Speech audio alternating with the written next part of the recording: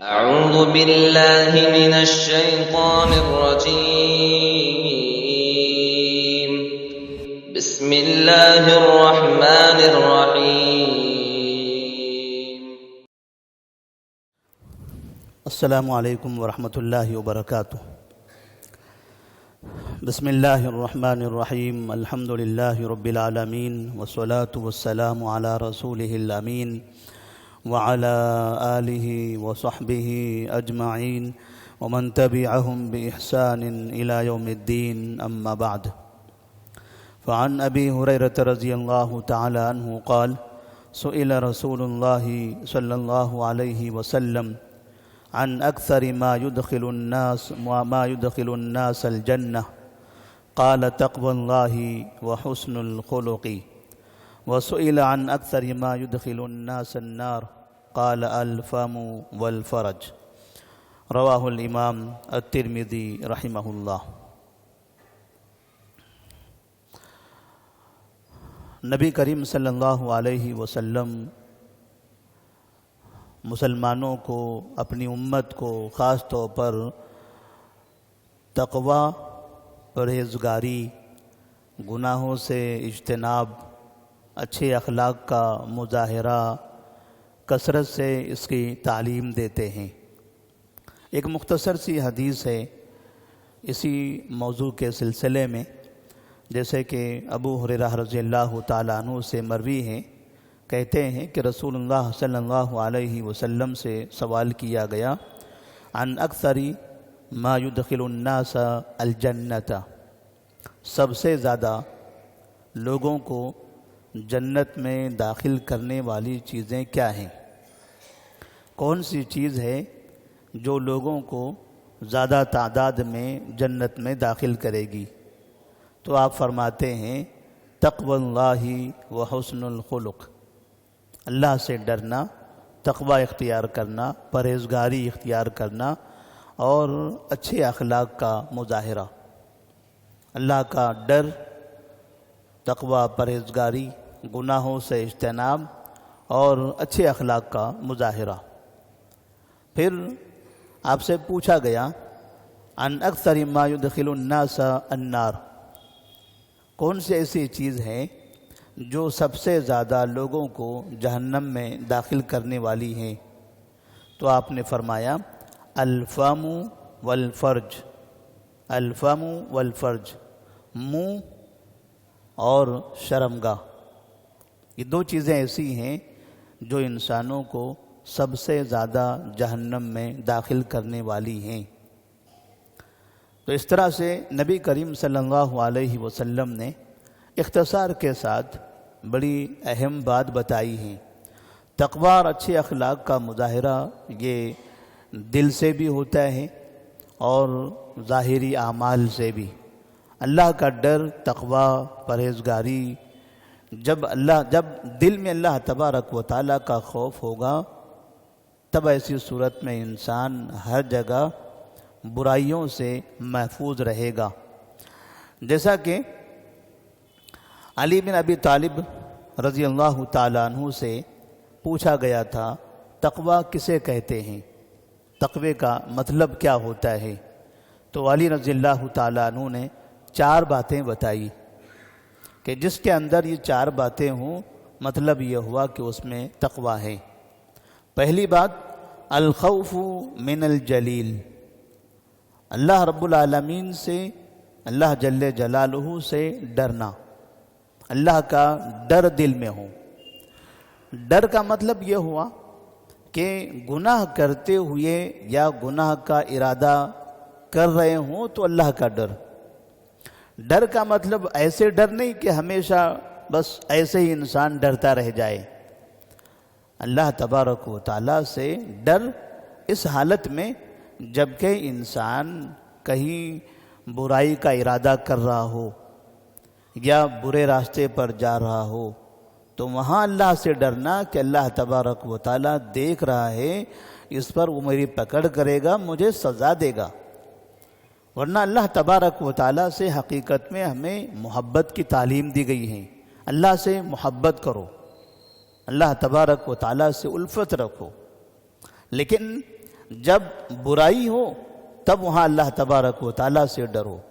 جب ایسی جگہ پر اللہ کا ڈر ہوگا تب نہ برائی کا ارادہ ہوگا اور نہ برائی کے راستے پر ہم چلیں گے. اور اگر کبھی برائی کے راستے پر چل بھی گئے، دل میں ڈر پیدا ہوا، تو ایسی صورت میں وہ راستہ ہم چھوڑ دیں گے. تو علی بن ابی طالب رضی اللہ تعالیٰ عنہ فرماتے ہیں تقوی کا ایک مطلب یہ ہے کہ الخوف من الجلیل، اور دوسرا مطلب ہے والعمل بالتنزیل. تقوی کے اندر ایک چیز یہ بھی داخل ہے، قرآن مجید پر عمل. شریعت اللہ تبارک و تعالیٰ نے جو نازل فرمائی ہے اس پر عمل کرنا. تقوی جیسے بعض مرتبہ لوگ ڈر اور خوف کا اظہار کرتے ہیں، لیکن جب شریعت پر عمل کرنے کی باری آتی ہے تو وہاں شریعت پر عمل نہیں کرتے. بس مجھے اللہ سے ڈر ہے، اللہ سے ڈر ہے، اللہ سے ڈر ہے، اللہ سے ہمیں بہت ڈر ہے. ڈر دکھاتے ہیں لیکن عمل میں کورے ہوتے ہیں. ڈر کے ساتھ ساتھ عمل بھی ہونا ہے. اللہ تبارک و تعالیٰ نے جو شریعت نازل فرمائی ہے اس پر عمل کرنا یہ بھی تقوی میں شامل ہے. تیسری بات والقناعۃ بالقلیل، تھوڑی چیزوں پر صبر کر لینا. اللہ نے جو بھی آپ کو دیا ہے، جسمانی اعتبار سے، صلاحیت کے اعتبار سے، دنیاوی اعتبار سے، مال کے اعتبار سے، جو چیز آپ کے مقدر میں ہے، جو چیز اللہ نے آپ کو دیا ہے، آپ کے لیے لکھا ہے، اس پر صبر کرو، اس پر صبر کرو، اس پر قناعت اختیار کرنا کہ ٹھیک ہے اتنا دیا اللہ تعالیٰ نے، میں اسی پر قناعت کرتا ہوں. زیادہ کی لالچ میں حرام کام کا ارتکاب نہیں کروں گا، زیادہ کی لالچ میں حرام تجارت نہیں کروں گا. حلال طریقے سے مجھے جتنا ملتا ہے میں اسی پر قناعت کرتا ہوں، اسی پر صبر کروں گا، اسی پر قناعت کروں گا، اللہ تبارک و تعالیٰ کا اسی پر شکر ادا کروں گا. والاستعداد لیوم الرحیل، اور تقوی کے معنی میں چوتھا معنی علی رضی اللہ تعالیٰ عنہ فرماتے ہیں جب ان سے پوچھا گیا تقوی کیا ہے تو آپ نے یہ 4 مطلب بتائے. آخر میں کہا والاستعداد لیوم الرحیل، آخرت کی تیاری کرنا. تقوی ایک تو اللہ سے ڈرنا ہے، دوسرا شریعت پر عمل کرنا ہے، تیسرا جتنا اللہ نے ہمیں دیا ہے اس پر قناعت کرنا ہے، شکر ادا کرنا ہے، اور چوتھا ہے آخرت کی تیاری کرنا. تو نبی کریم صلی اللہ علیہ وسلم خصوصی طور پر تقوی کی دعا کرتے تھے. اللہم انی اسألک الہدی والتقی والعفاف والغنی. اللہم انی اسألک الہدی والتقی، اے اللہ میں تجھ سے ہدایت اور تقوی مانگتا ہوں. والعفاف والغنی، پاک دامنی اور بے نیازی مانگتا ہوں.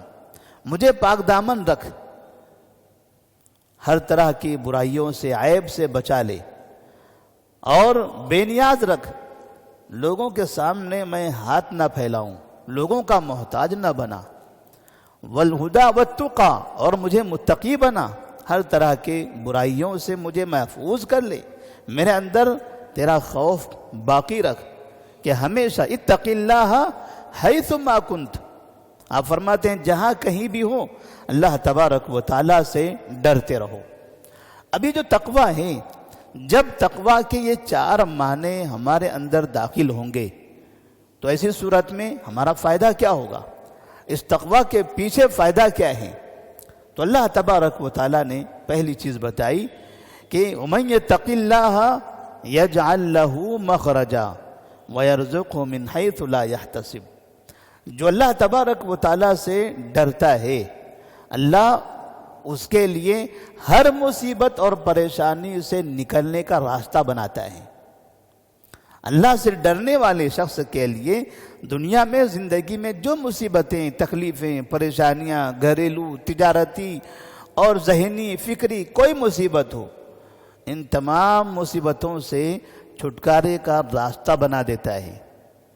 اور انسان چاہتا ہے کہ مصیبتوں سے دور رہے اور ساتھ میں اللہ کی نعمتیں روزی اسے زیادہ ملے. وَيَرْزُقْهُ مِنْ حَيْثُ لَا يَحْتَسِبُ، اور اسے ایسی جگہ سے روزی عطا کرتا ہے جس کے بارے میں اسے گمان بھی نہیں تھا، وہ سوچ بھی نہیں سکتا تھا. اللہ تبارک و تعالیٰ روزی کے دروازے اس کے لیے کھول دیتا ہے، اپنی نعمتیں اس پر نازل کرتا ہے. تو تقوی کے یہ دو بڑے فائدے قرآن مجید کی اس آیت میں ہیں.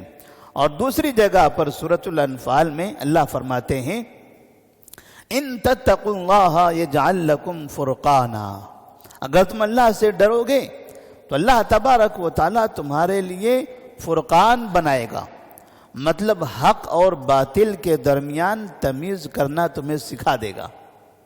اللہ کا ڈر اگر دل میں ہوگا تو صحیح کیا ہے، غلط کیا ہے، حق کیا ہے، باطل کیا ہے، اس کی صلاحیت تمہارے اندر آ جائے گی اور حق اور باطل تمہارے سامنے واضح کر دے گا. تم صحیح راستے پر چلو گے، باطل راستے سے دور بھاگتے چلے جاؤ گے. کتنے ایسے مسلمان ہیں جنہیں حق اور باطل پتہ ہے، لیکن معاشرے کو دیکھ کر، قوم کو دیکھ کر، عوام کو دیکھ کر اپنے تعصب کی وجہ سے بس باطل کے راستے پہ چلے جا رہے ہیں. تقوی کی کمی اس کا بہت بڑا سبب ہے. اگر حقیقت میں اس کے دل میں رب کا ڈر ہوتا تو کبھی وہ انسانوں سے نہ ڈرتے، کبھی اپنی قوم سے نہ ڈرتے، اپنی جماعت اور جمعیت سے نہ ڈرتے. بس اللہ کا ڈر ان کے دل میں ہوتا اور برابر صحیح راستے پر وہ چلتے. اور ساتھ میں ایک اور فائدہ اللہ فرماتے ہیں وَيُكَفِّرْ عَنْكُمْ سَيِّئَاتِكُمْ، جو اللہ سے ڈرتا ہے اللہ تبارک و تعالیٰ ان کے گناہوں سے درگزر کرتا ہے. وَيُكَفِّرْ عَنْكُمْ سَيِّئَاتِكُمْ، وہ تمہارے گناہوں سے درگزر کر دے گا. گناہوں سے درگزر کرنے کا مطلب جیسے غلطی کرنے والے کو معاف کر دینا. کسی نے غلطی کیا ہے اس کو نظر انداز کر دینا. تو انسان نظر انداز کب کرتا ہے کہ ٹھیک ہے، اچھا انسان ہے، کبھی کوتاہی ہو گئی، معاف کر دیتے ہیں. اس نے بہت سے خیر کے کام کیے ہیں، اتنے بڑے خیر کے کام میں اتنی غلطی کو کہاں پکڑنا ہے. وَيُكَفِّرْ عَنْكُمْ سَيِّئَاتِكُمْ وَيَغْفِرْ لَكُمْ ذُنُوبَكُمْ، اور ایک اور بڑا فائدہ کہ وہ تمہارے گناہوں کو معاف کرتا ہے. تقوی کا ایک بہت بڑا فائدہ یہ بھی ہے کہ انسان کے جو گناہ ہوئے ہیں اس کو معاف کر دیا جائے گا. تقوی کا مطلب یہ ہوا کہ آئندہ گناہ کرنے سے انسان ڈرے گا، گناہ کے راستے میں جاتے ہوئے بچے گا. لیکن جو گناہ پہلے ہو چکے یغفر لکم ذنوبکم، یہ آگے تقوی اختیار کر رہا ہے تو پیچھے کے گناہ اللہ تبارک و تعالیٰ معاف کر دے گا. تو اللہ تبارک و تعالیٰ سے دعا ہے کہ اللہ تبارک و تعالیٰ ہم تمام کو متقی پرہیزگار بنائے، صحیح معنی میں تقوی اختیار کرنے کی توفیق عطا فرمائے. السلام علیکم ورحمۃ اللہ وبرکاتہ.